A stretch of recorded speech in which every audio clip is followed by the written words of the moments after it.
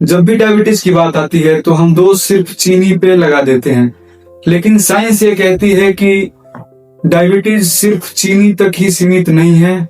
Diabetic एक metabolic condition है और मेटाबॉलिक कंडीशन को सिर्फ खाना नहीं, हमारे और आपके इमोशंस भी कंट्रोल करते हैं। सोचिए, राहुल और मोहन दो दोस्त, दोनों सेम एज ग्रुप के। एंड राहुल जो मिठाई भी खाता है, चाय में 2 चम्मच चीनी एक्स्ट्रा डालता है एंड कभी कभी कोल्ड ड्रिंक्स भी पी लेता है। वहीं दूसरी तरफ मोहन जो काफी हेल्थ कॉन्शियस बंदा है, कभी भी मिठाई नहीं खाता, जिम जाता है, एक्सरसाइजेस करता है। लेकिन एक समय ऐसा आता है जब दोनों अपना शुगर टेस्ट कराते हैं। मोहन की रिपोर्ट जो काफी हेल्थ कॉन्शियस है, प्री डायबिटिक निकला। वहीं राहुल की सारी रिपोर्ट्स नॉर्मल आई। अब सोचने वाली बात है कि ऐसा हुआ क्यों? जो आदमी शुगर खाता है, कोल्ड ड्रिंक्स पीता है, लाइफस्टाइल भी उसका सही नहीं है, फिर भी उसकी रिपोर्ट्स नॉर्मल है। वहीं दूसरी तरफ एक ऐसा इंसान जो मीठा नहीं खाता, वो प्री डायबिटिक निकला। तो यहाँ पे सोचने वाली बात यह है कि क्या विलन कोई और है, क्या दुश्मन कोई और है जिसको हम समझ नहीं पा रहे हैं, या डायबिटीज या प्री डायबिटिक कंडीशन सिर्फ चीनी तक ही सीमित है। और सबसे शॉकिंग बात, ये जो विलेन है, ये जो दुश्मन है, वो हमारे खाने की थाली में भी नहीं है, हमारे किचन में भी नहीं है। तो नमस्कार दोस्तों, मैं हूं डॉक्टर विनीत, नेचुरोपैथी कंसल्टेंट।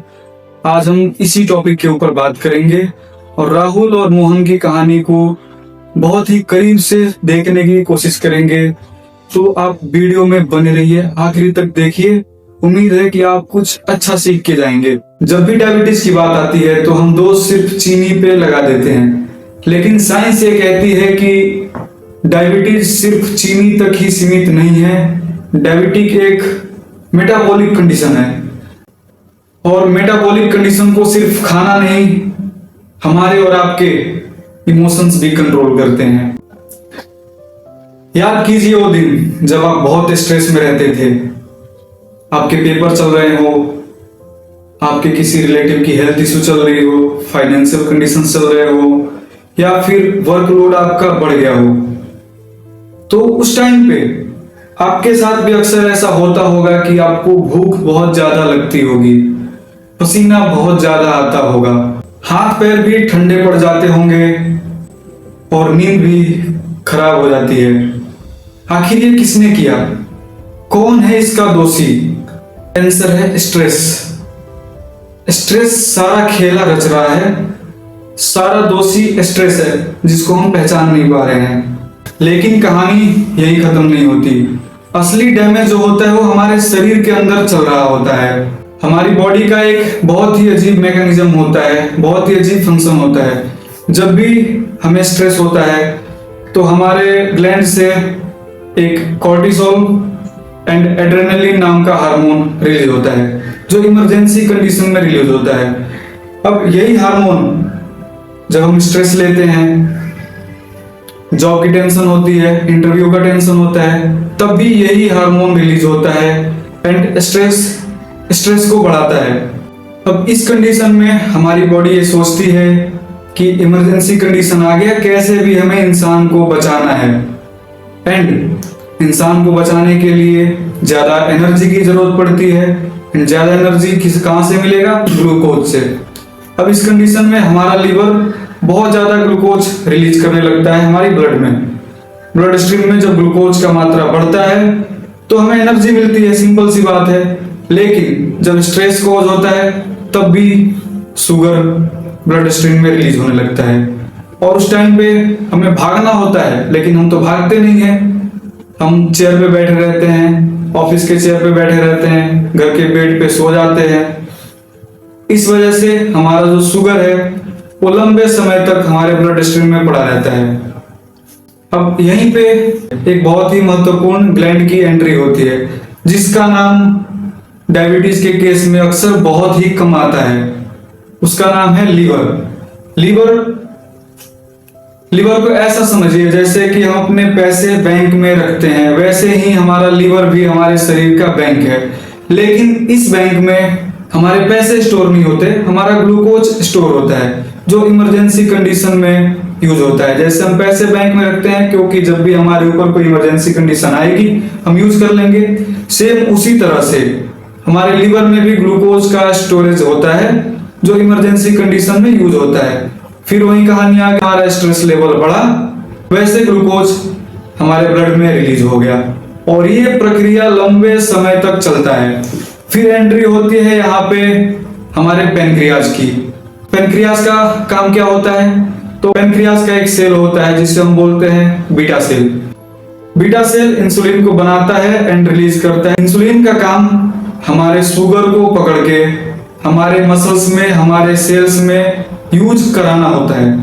अब जितना ज्यादा शुगर बढ़ेगा उतना ज्यादा पेनक्रियाज फंक्शन करेगा, इंसुलिन को रिलीज करेगा। थोड़े टाइम बाद ऐसा समय भी आ जाएगा जब हमारी सेल्स इंसुलिन की बात सुनना बंद कर देंगी।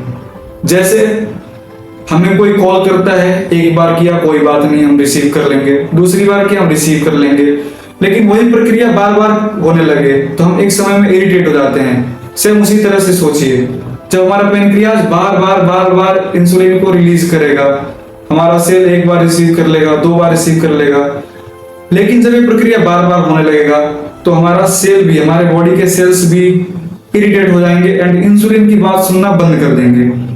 अब क्या होगा? इसी प्रक्रिया को तो बोलते हैं इंसुलिन रेसिस्टेंस। Insulin resistance. अब ध्यान दीजिए, हमने कुछ खाया भी नहीं क्योंकि स्ट्रेस की वजह से भूख कम लगती है। हमने कुछ खाया भी नहीं फिर भी हमारा शुगर लेवल बढ़ रहा है। कारण इंसुलिन रेसिस्टेंस। हमारी बॉडी को लग रहा है कि भागना है लेकिन हम भाग नहीं रहे हैं। क्या आपने नोटिस किया है, बहुत टेंशन वाले लोगों का बेली फैट बहुत ज्यादा होता है, उनका पेट छाती से बाहर की तरफ निकला हुआ होता है। ये सिर्फ कोइंसिडेंस नहीं है, साइंस कहती है कि जितना ज्यादा हमारा कोर्टिसोल का लेवल बढ़ता है उतना ही बेली फैट बढ़ता है। हाथ पैर पतले होते जाते हैं, बेली फैट बढ़ता है। एंड ये belly fat normal belly fat नहीं होता, ये विसरल फैट होता है। विसरल फैट क्या होता है?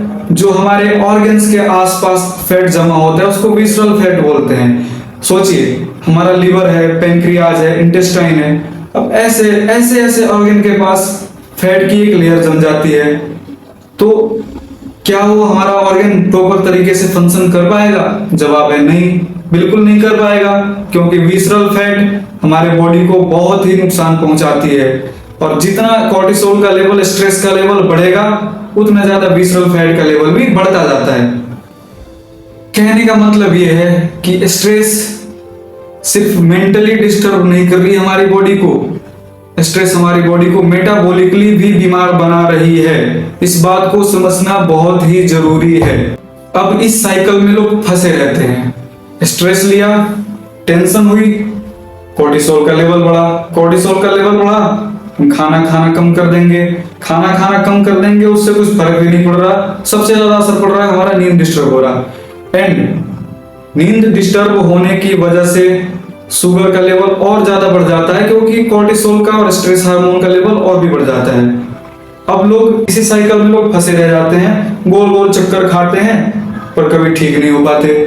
तो अब वापस राहुल और मोहन की स्टोरी पे आते हैं। मोहन ने शायद मिठाई कम खाई पर स्ट्रेस ज्यादा खाया, टेंशन ज्यादा खाया, स्लीप ज्यादा खाई। अब उसका शरीर हर दिन इमरजेंसी कंडीशन में है एंड हर एक दिन इंसुलिन रिलीज हो रहा, पेनक्रियाज जरूरत से ज्यादा फंक्शन कर रहा, ब्लड ग्लूकोज जरूरत से ज्यादा बढ़ रहा। तो यहाँ ध्यान देने वाली बात यह है कि डायबिटीज सिर्फ चीनी से नहीं बल्कि हमारे स्ट्रेस, हमारे इमोशन से भी बढ़ सकता है, हो सकता है। और इसीलिए अगर आप अपने शुगर को कंट्रोल करना चाहते हैं तो आप सिर्फ अपने किचन के सामग्री पे, अपने खाने की प्लेट पे ध्यान मत दीजिए, अपने ब्रेन पे भी ध्यान दीजिए, अपने स्ट्रेस लेवल को कम करने की कोशिश कीजिए।